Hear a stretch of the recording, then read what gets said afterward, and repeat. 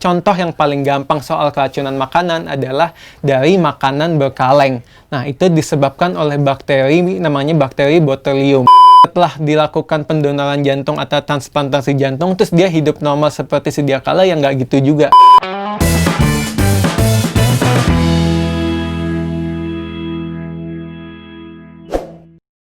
Oke, welcome back to Aiman Channel. Jadi hari ini aku akan memberikan reaksi video part 2 mengenai cuplikan-cuplikan adegan sinetron Indonesia.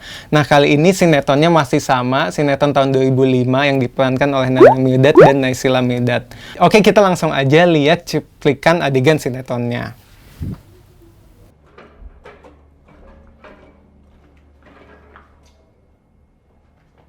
Sebentar lagi makanan kamu datang ya.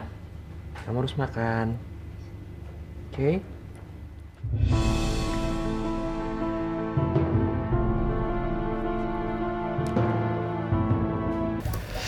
Oke, jadi di sini ceritanya ada pramusaji aslinya ingin mengantarkan pesanan ke kamar hotel. Aku nggak tahu nih kamar hotel apa kamar rumah sakit apa gimana.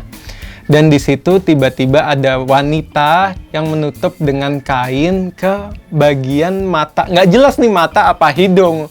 Jadi kalau bagian mata ya nggak mungkin. Jadi mata itu bukan organ untuk bernafas. Oke, jadi mungkin saja di bagian kainnya itu ada cairan yang dapat membuat pasiennya atau membuat orang tidak sadar. Tapi ditutupnya di hidung dan mulut. Karena kan bernapas lewat itu bukan lewat mata.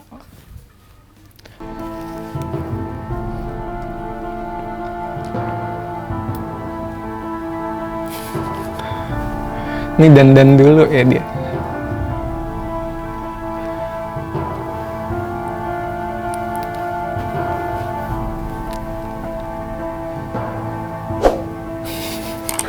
Kenapa dicium? Room service. Bentar ya.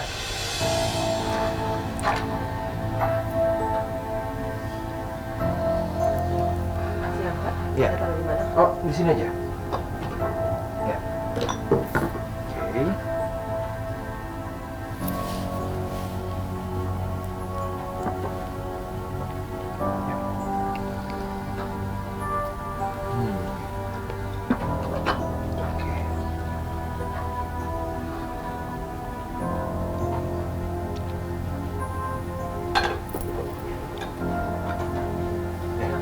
Ini dulu ya.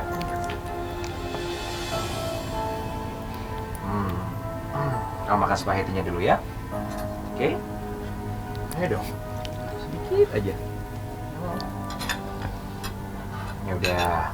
Kalau gitu, kamu minum dulu jusnya. It's very delicious. Trust me.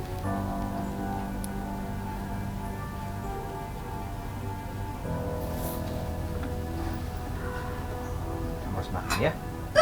Sedikit. Manda. Manda. Man! Manda! Manda, kamu kenapa, Man?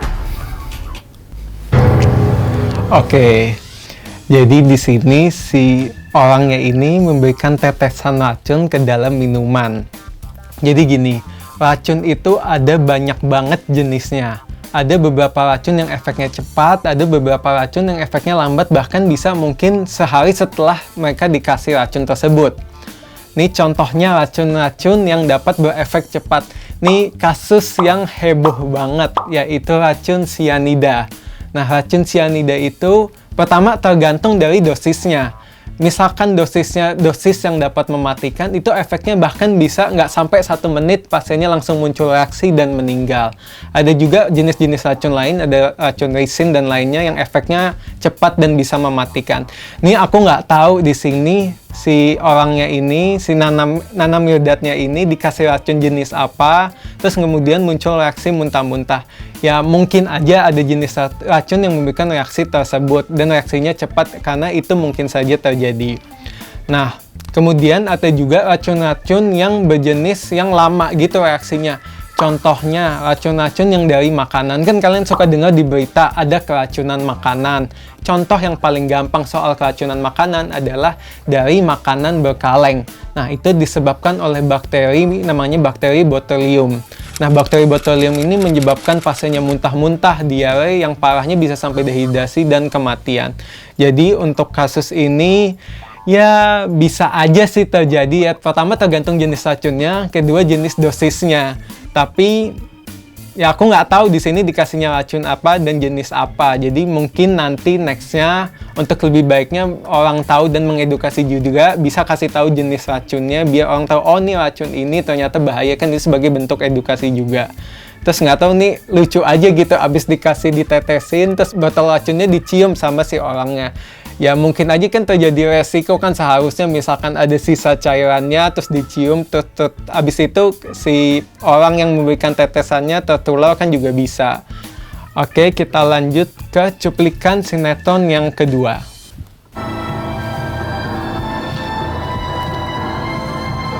Sayang, kamu ngeliatin apa? Anak itu. Anak itu. Kenapa anak itu? Aku nggak tahu kenapa, tapi aku ngerasa dekat banget sama anak itu. Aku cuma lagi mikirin seperti apa sih orang yang ngasih aku jantung ini. Karena di jantung ini aku bisa lari lagi. Aku bisa nggak takut kerja sampai capek. Aku nggak perlu takut apa-apa lagi. Masuk keluar malam aku udah bebas. Sayang, dari dulu kamu selalu mikirin hal itu. Kenapa sih nggak kamu lupain aja? Oke, jadi ini kasus yang menarik banget. Tapi aku mau bahas dulu soal transplantasi jantung. Jadi, siapa sih yang boleh mendonorkan jantungnya? Jadi yang pertama adalah orang yang baru saja meninggal. Jadi pasien-pasien yang atau orang-orang yang mengalami kecelakaan, terus abis itu pasiennya meninggal. Nah itu harus langsung didonorkan, nggak boleh tunggu lama. Terus kemudian atau orang-orang yang mengalami mati batang otak. Jadi si pasiennya ini atau orangnya ini hanya hidup dengan alat. Tapi ini tergantung negaranya. Nggak semua negara mengizinkan dilakukan pada pasien seperti itu. Untuk kasus ini, jadi si penerima donornya katanya merasakan apa yang dirasakan oleh pendonornya. Ini kasus yang menarik banget karena ada beberapa teori-teori mengenai hal ini. Jadi aku kasih tahu dulu, ada penelitian memang yang menyatakan orang yang melakukan transplantasi organ itu sifatnya berubah. Nah, kenapa bisa berubah? Nah, ini masih dicari tahu kenapa penyebabnya. Salah satunya ada yang bilang teori sel memori. Nah, katanya karena organ-organ itu memiliki memori-memorinya tersendiri. Tapi teori ini sangat ditentang oleh banyak ahli, jadi nggak bisa dipakai juga. Dan emang kasus terbanyak yang mengalami perubahan sifat adalah orang yang melakukan transplantasi jantung.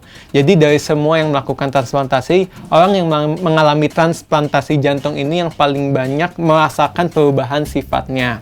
Tapi ada banyak teori. Yang pertama tadi teori sel memori, ada yang bilang karena efek samping obat. Oke, tadi aku mau jelasin, jadi nggak segampang itu. Setelah dilakukan pendonoran jantung atau transplantasi jantung, terus dia hidup normal seperti sedia kala, ya nggak gitu juga. Karena dia harus minum obat seumur hidup.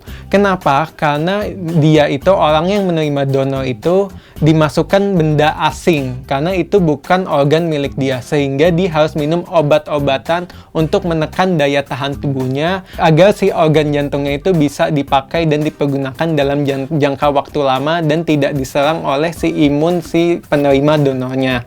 Jadi ya tetap nggak boleh kecapean, harus minum obat seumur hidup agar tetap bisa melakukan aktivitas seperti biasa. Itu yang pertama. Nah, ada juga yang bilang karena obat-obatan yang diminum ini sehingga ada efek samping yang menimbulkan terjadi perubahan sifat.